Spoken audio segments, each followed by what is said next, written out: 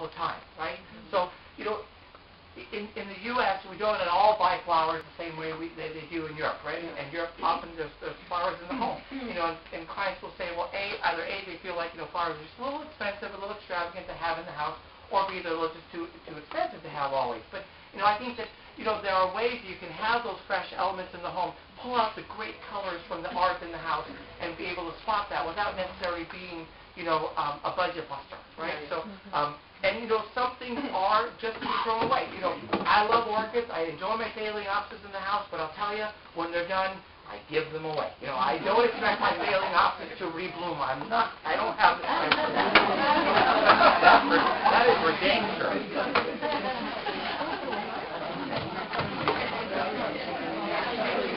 So, I remember we did this presentation for a Montreal Realty one day, and they were talking about, you know, the green plants in the house, and I just said, you know, sometimes just throw the plant away. You know, the palm tree that has one spike coming on it, you know, that's better than a doornail. Done. You're finished.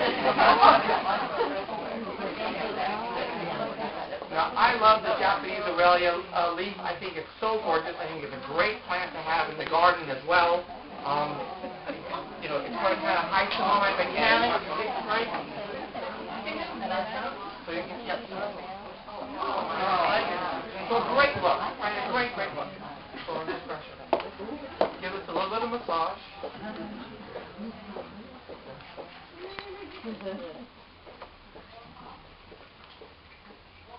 And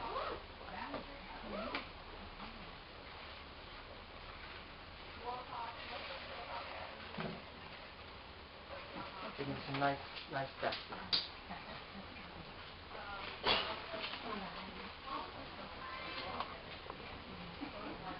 Some beautiful enchantment lilies. These are nice and tight.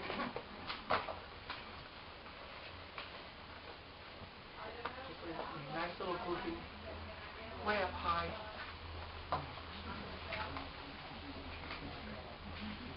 This is Pyrus japonica, right? So again, a great plant to have in the garden. These will eventually become small little white waxy blooms. It's a gorgeous plant. What's that called again? Pyrus japonica.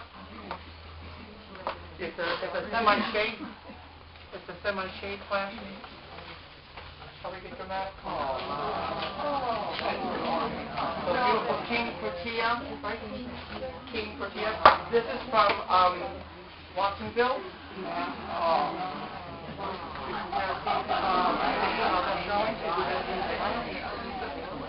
Right, it doesn't need much else.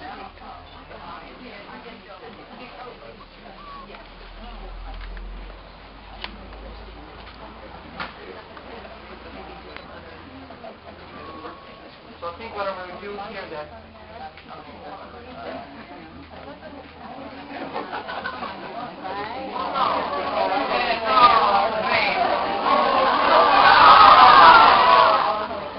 I didn't want the yellow in there, but I did want the chocolate. I'm going to use that as a pot and just tuck a couple of these down low. It's okay. It doesn't hurt.